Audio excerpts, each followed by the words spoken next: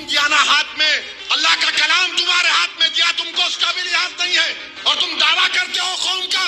بہت بول سکتا ہوں، یاد رکھو میری زبان کو لگام نہیں ہے، تمہارا گھر سے نکلنا محال کر دوں گا میں یہاں پہ۔ السلام علیکم ورحمۃ اللہ وبرکاتہ۔ جی ہاں ناظرین، جناب اسد اویسی صاحب کا یہ بیان اس وقت سوشل میڈیا پر سب سے زیادہ وائرل ہے۔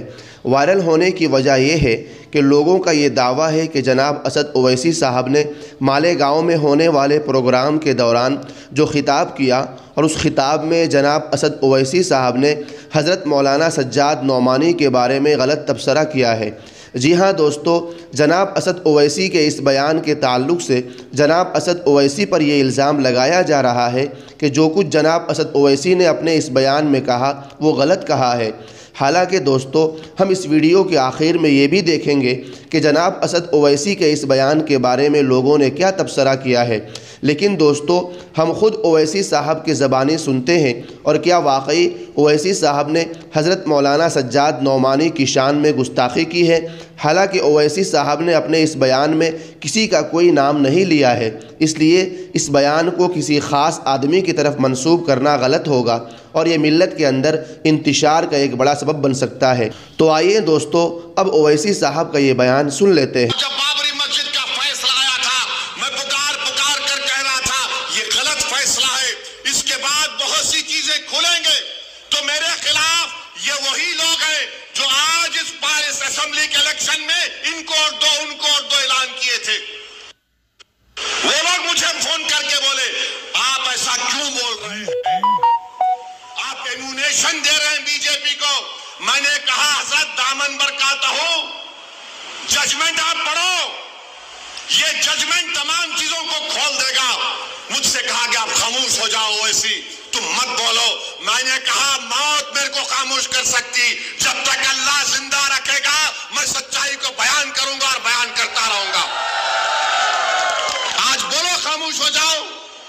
میں جب کہہ رہا تھا تو کوئی بول رہے ہیں مت بولو، ان کو کیا ہے یہ بھڑکاؤ بھاشن دے دیتے، ان کو کیا ہے ان کو ٹی وی پہ جا کے بولنے کا شوق ہے۔ آج کیا ہوا مہاراشٹر کے چناؤ میں؟ کیا بی جے پی نے کیا کہا جا کر؟ آج ہمارے پاس کرن جیسے کیا نام ہے یوسف پنجانی آ کر تقریر کر کے گئے، میں الیکشن جیتنے کا ہار گیا۔ انہوں نے کہا کہ بی جے پی نے پورے مہاراشٹر میں پرچار کر دیا کہ فتوا جیتے گا یا بھگوا جیتے گا۔ بتاؤ یہ کون ہے لوگ؟ ارے آپ کو اگر الیکشن لڑنا ہے لڑو، آگے بڑھو، صرف بیٹھ کر اعلان کرنے سے نہیں ہوتا، الیکشن لڑو، معلوم ہوتا آپ کو کیسے ووٹ حاصل کرنا پڑتا ہے۔ ایک عالم دین مفتی اسماعیل آپ کے سامنے جو الیکشن لڑ رہا بھی ہے، منبر رسول پر آپ کو اچھائی کو بیان بھی کرتا ہے اور چناؤ بھی لڑتا ہے، مگر یہ کیا بات ہے کہ الیکشن آئے گا ان کو ووٹ دو ان کو ووٹ دو۔ ارے آپ لڑو، آپ نہیں لڑ سکتے تو اپنے داماد کو لاؤ، چلو لڑو نا، کیوں نہیں روکتے؟ نہیں ہم ان کو بولیں گے، ان کو بولیں گے۔ کیا ہوا؟ آپ نے بی جے پی کو ہینڈل دے دیا۔ یوسف پنجانی کہہ رہا ہے کہ بی جے پی گلی گلی جا کر اعلان کر دی کہ فتوا جیتے گا یا بھگوا جیتے گا۔ ارے جب سیاست نہیں آتا کرنا تو مت کرو، دعا کرو یا حکمت عملی سے اختیار کرو، نہیں ہم کو سب چیز ہونا۔ دیکھ لیے کیا ہوا، اب کدھر ہیں آپ، کدھر ہیں نہیں معلوم۔ کہاں وہ لوگ جو اورنگ آباد میں بولے تھے امتیاز جلیل کوٹ مت، اس سماجوادی پینڈیٹ کوٹ کو بولے تھے چہرہ دکھاؤ اورنگ آباد کے عوام کے سامنے تم۔ ارے لفافوں پہ زندگی گزارنے والوں، شرم سے ڈوب پڑو تم۔ میرے گھر کو آئے تھے حیدرآباد کو، بغیر بولے میرے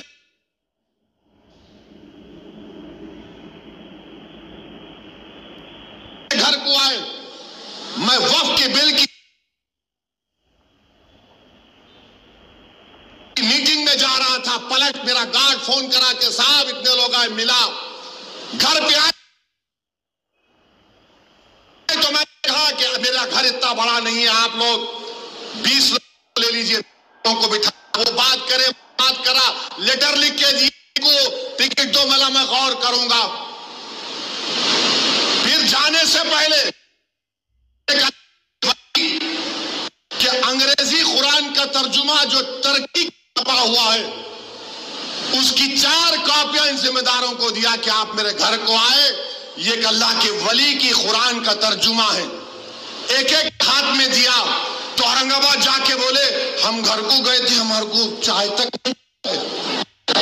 ارے آپ پہلے سے بول دیتے تو نان خلیہ کھلا دیتا میں.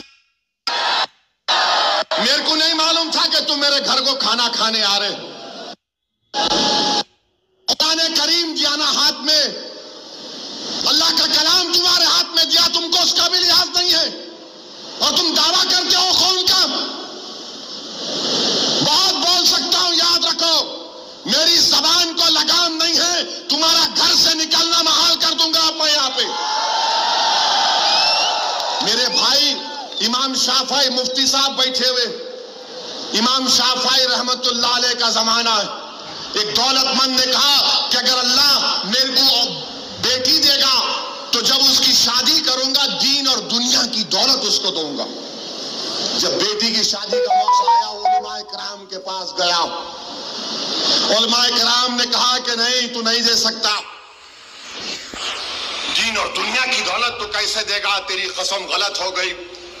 امام شافعی کے پاس گئے, امام شافعی بولے بہت آسان ہے. امام شافعی رحمت اللہ علیہ نے کہا تیری بیٹی کی شادی کب ہے؟ اس نے کہا فلاں دن ہے. بولے میں آ رہا ہوں, چلا جا. امام شافعی پہنچے, امام شافعی رحمت اللہ علیہ نے کہا کہ آسان ہے. وہ بولا کہ حضرت شادی تو ہو گئی, کیا ہے بتاؤ. بولے قرآن اپنی بیٹی کو دے دے, دین اور دنیا کی دولت اس کو دے چکا ہے. میں ان کو دیا, 4 قرآن دیا ان کو, اور بول کے دیا کہ آپ میرے گھر کو آئے, مجھے پتہ نہیں ہے, میں وکیلوں کی میٹنگ میں جا رہا تھا, پلٹ کر آیا آپ کے لیے, یہ قرآن کریم کا تحفہ آپ کو دے رہا ہوں. ارے تم کو اویسی سے مجلس سے نفرت ہے, مگر قرآن کریم کی تو عظمت کا تم لحاظ رکھ لیتے. میں یہ بات الیکشن میں بول سکتا تھا مگر خاموش بیٹھے رہا, مگر آج مجبوراً بولنا پڑ رہا ہے.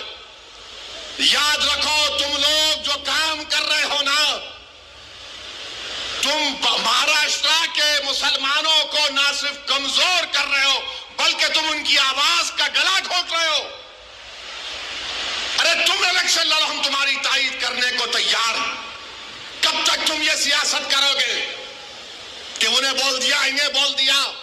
جس کو تائید کیے اورنگ آباد میں وہ خالی 5000 ووٹ لیا, 5000 ووٹ لیا. ناصر کے خلاف کتنے ووٹ لیا انہیں؟ 10,000 ووٹ لیا, اور ناصر ہارے 8,000 ووٹ سے. جو جس کی تائید کا اعلان کیا وہ 5,000, امتیاز جلیل ہارے 1,100 ووٹ سے. دھولیا سے فاروق شاہ کے خلاف آپ نے اعلان کیا, وہ 10,000 پہ نپٹ گیا. فاروق شاہ 70,000 ووٹ لیے, صرف 1,700 ووٹ لیا. وہ ظالم صرف 1,700 ووٹ لیا. فاروق شاہ 70,000 ووٹ لیا. عتیق کو آپ نے تائید نہیں کی, کسی اور کو بول دیا. ارے کیا کر رہے ہو تم لوگ؟ مت کرو. تمہارا احترام اور تمہاری عظمت ہم کرتے ہیں, مگر آپ جو کام کر رہے وہ مسلمانوں کے حق میں نہیں کر رہے. آپ نے ہینڈل دے دیا بی جے پی کو, بی جے پی نے پورا پرچار کر دیا, اور کیا نتیجہ نکلا جا آپ دیکھو. کل یہ بی جے پی کی سرکار اگر کچھ کرے گی تو کون آ کے لڑے گا؟ آپ آئیں گے روڈ پہ؟ یہی امتیاز جلیل, یہی فاروق شاہ, یہی مفتی اسماعیل, یہی ناصر صدیقی, یہی فاروق شابدی, یہی وارث پٹھان میدان میں اتر کے مقابلہ کریں گے. میرے بھائی پہچانو ان لوگوں کو. میں نہیں بولنا چاہ رہا تھا مگر آج میں ضروری ہے سچائی کو بیان کرنے کے لیے کہہ رہا ہوں. بہرحال میرے عزیز دوستوں اور بزرگوں, اپنے مسجدوں کو آباد رکھو. جو لوگ مسجدوں کو چھیننا چاہتے ہیں اس کا جواب کیا ہے؟ اپنی مسجدوں کو بھرے کرو. تمہاری جمعے کی نماز فجر کی نماز میں اتنی تعداد ہونی چاہیے. تمہاری مغرب کی جماعت میں جتنے لوگ ہوتے ظہر میں ہونا چاہیے۔ درگاہوں کو آباد رکھو، خانخواہوں کو آباد رکھو، درگاہ اور خانخواہوں پر اللہ کے نام پر دل پر ضرب مارتے رہو۔ ڈرنے اور گھبرانے کی ضرورت نہیں ہے۔ جو طاقتیں مسجدوں کو چھیننا چاہتی ہے، اللہ قرآن میں فرما دیا یہ سب سے بڑے ظالم ہیں، یہ سب سے بڑے ظالم ہیں۔ اب خواجہ اجمیری کے آستانے تک آپ پہنچ گئے، سلیم چشتی کے آستانے پر پہنچ گئے۔ تو محترم ناظرین کرام، آپ نے اویسی صاحب کا ویڈیو دیکھ لیا ہے۔ اس تعلق سے آپ کیا کہنا چاہیں گے کمنٹ کر کے ضرور بتائیے گا، اور اس ویڈیو کو شیئر کر دیجئے۔ دعا فرمائیں اللہ تعالی ہمارے بھارت کے مسلمانوں کو آپس میں اتفاق و اتحاد کے ساتھ رہنے کی توفیق عطا فرمائے، ایک دوسرے کی مدد کرنے کی، ساتھ دینے کی توفیق عطا فرمائے، آمین۔ اللہ تعالی ہمارے بھارت کے مسلمانوں کی نصرت و مدد فرمائے، اللہ تعالی ہمارے ملک میں امن و امان قائم فرمائے، آمین۔ السلام علیکم ورحمۃ اللہ وبرکاتہ۔ تو دوستو، آپ نے جناب اسد اویسی صاحب کا یہ بیان سن لیا ہے۔ اس بیان کو سننے کے بعد اب آپ لوگوں کو فیصلہ کرنا ہے کہ کیا اویسی صاحب نے یہ جو بیان دیا ہے مولانا سجاد نعمانی کے بارے میں ہے؟ اگر ہے تو اس طرح کا بیان دینا چاہیے تھا یا نہیں دینا چاہیے تھا؟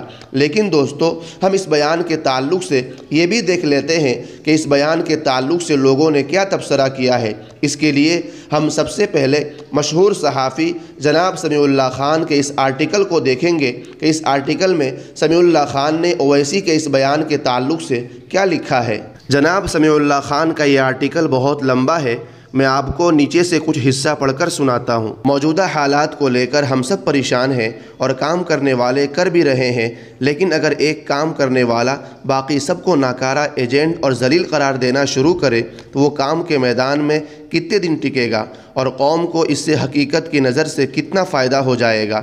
کیا یہ وقت مزید بٹوارے کا ہے؟ جس طرح آپ دوسروں کی پگڑیاں اچھال رہے ہیں، اس طرح اگر آپ کے متعلق کچھ لوگوں نے بولنا شروع کر دیا تو آپ خود جانتے ہو کہ کتنی ہی دبی ہوئی چیزیں باہر آ جائے گی۔ اس لیے خود کو قائد بلا شرکت غیرے سمجھنا بند کرو۔ ہندوستان کی تاریخ میں کوئی ایک بھی شخص خواہ کتنا بڑا کیوں نہ ہو گیا ہو، مسلمانوں کا قائد بلا شرکت غیرے نہیں بن سکتا۔ ہر ایک کا احترام کرو، ہر ایک کی رائے کے لیے گنجائش رکھو۔ مسلمان کے نام پر سیاست کر رہے ہو تو اپنے اور اپنے متبعین میں تھوڑی سی تو اسلامی اخلاقیات والی زبان پیدا کرو، ورنہ لوگ اور دور جائیں گے، دور ہی جاتے رہیں گے۔ یہ بات لکھ لو، اور جو لوگ آپ کی پارٹی میں ہیں ان پر لازم کرے کہ وہ مسلمانوں میں تعلیمی اور فلاحی خدمات بھی کرے، ضرورت مندوں کی مدد کرتے رہے۔ سوشل میڈیا پر آپ کی حمایت میں دوسروں کو گالیاں دینے اور دوسرے مسلمانوں کی پگڑیاں اچھالنے والوں کا زمین پر کتنا اثر ہے وہ تو خود قائد صاحب بخوبی جانتے ہیں۔ حال یہ ہے کہ ایسے سوشل میڈیائی حمایتی جب ہمارے سامنے زمین پر آتے ہیں تو دور سے ہی والہانہ محبتانہ سلام کر دیتے ہیں۔ میرا ہمدردانہ مشورہ ہے، غور کرو، اللہ کے نبی صلی اللہ علیہ وسلم کے اس اصول کو اپنے اور اپنے متبعین کی پہچان بناؤ کہ مسلمان وہی ہے جس کے ہاتھ اور زبان سے دوسرے مسلمان محفوظ رہے۔ تمہارا ایمانی بھائی سمیع اللہ خان۔